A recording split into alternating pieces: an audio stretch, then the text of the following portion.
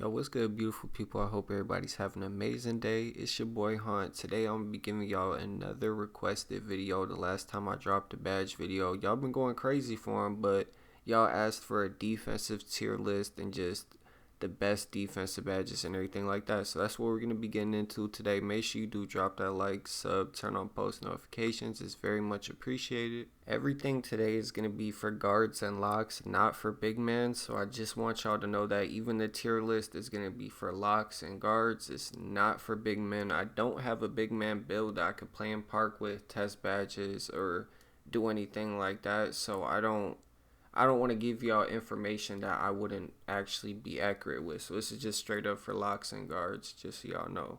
The first thing we're going to do is go over defensive settings. The next thing we're going to go over, I'm going to give y'all the best lock badges, the guard badges for defense. Then we're going to go over must-have defensive badges. And then lastly, we'll go over the tier list. So I'm going to pop my defensive settings up on the screen to figure out what defensive settings are best for you. Defensive settings is really like how much the computer helps you on defense. They don't really help you that much, bro, to be honest with you, without you moving and stuff. They don't help you that much, but it is a tiny bit of a boost, and it prevents you from sliding a little bit. So if you were to have it on 100 and then go down to 0, you'll notice that you'll slide more, but it's just because you feel like you really got like more control over your players, like the way I would describe it.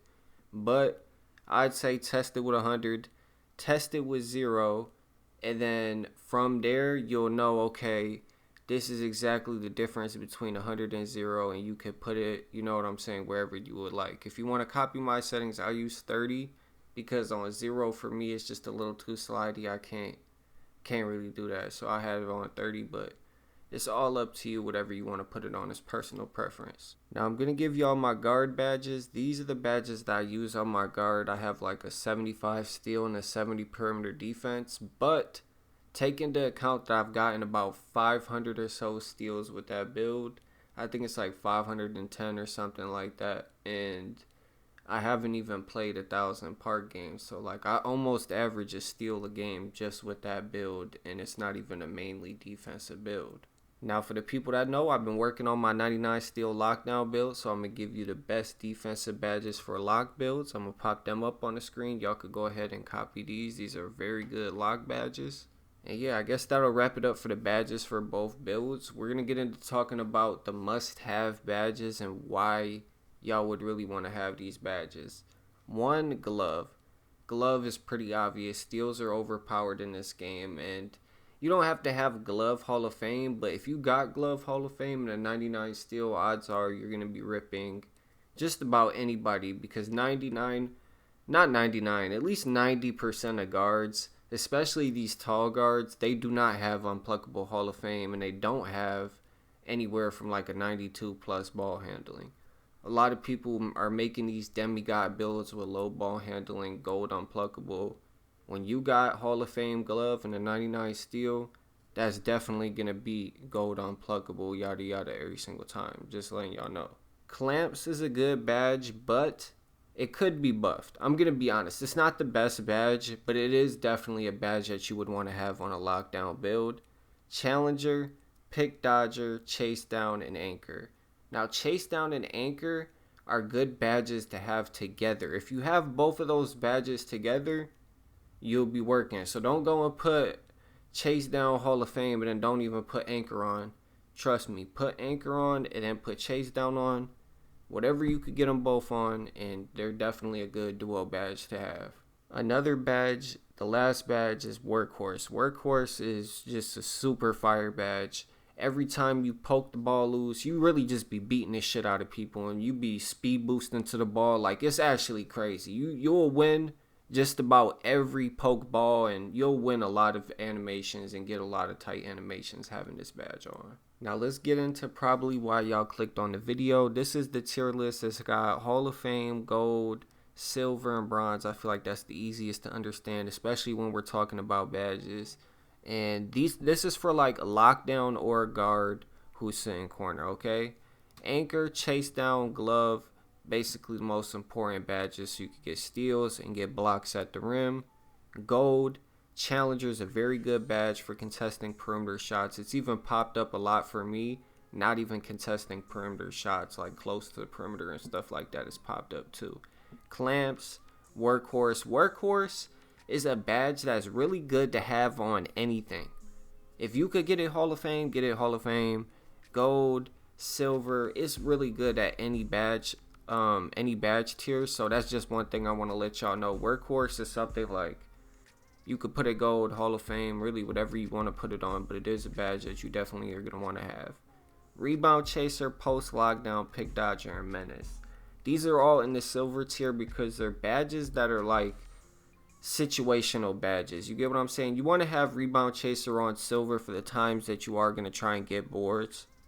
Post Lockdown, if you're going to the 1v1 court or you're playing, you know what I'm saying, something like that. People are going to try back you down, take them contested layups. It happens a lot this year. So Post Lockdown is a badge you could throw on for that type of situation. Pick Dodger, it's a 50-50 badge. Not a lot of people really play with screens this year. If you were to put it on, silver would be the way to put it.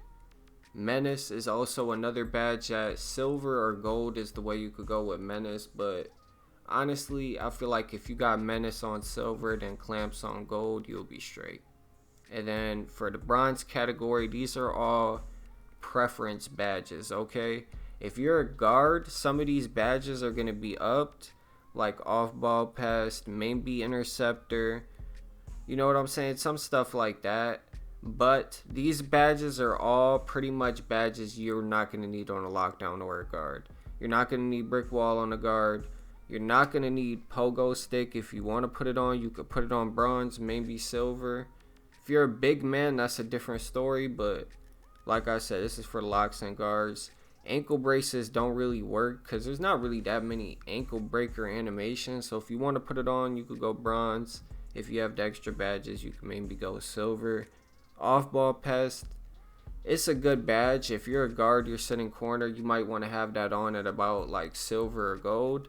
But to be honest, it don't really work like that. Like, it needs to be buffed because a lot of people run to the rim and they just run and take straight back doors. And it's like, you can't even really get that many animations. And I had it on Hall of Fame for a little bit and I wasn't even getting no crazy animations stopping people. It was more off of my IQ and knowing where the spot is stopping it than the badge helping me, if that makes sense. Last thing, interceptor. I feel like if you're in the right place at the right time, you're going to get the steal. That's just really all it is, bro. Interceptor, I had it on silver, dropped it down, had it on nothing. It don't really seem like it makes too much of a difference of anything. Now, it's not actual statistics that I'm telling you, oh, it doesn't make a difference. I don't know if there is actually a difference. But for me personally, if you're in the right place at the right time, you have a bigger tight build, you're just going to get the steal, bro. That's just how it is. There's not really that many good lane steal animations that you would get. And I haven't seen no crazy animations besides just regular being in the lane, you know? That's going to wrap it up for today's video, man, on badge tiers, best badges, locks, guards. Just a breakdown of what badges I think are good and not good. Like I said, this is all personal preference and none of this is for big men. A lot of badges can be changed depending on where you're going or what you're doing with your build because there's people who go to Pro-Am, there's people who play Rec, there's people who play 1v1, there's people who play Park. So you just got to take that into account when you're putting your badges on too. And yeah, man, I hope y'all have an amazing day. If y'all have any video requests and y'all enjoyed this video, just let me know in the comment section and don't forget to drop that like.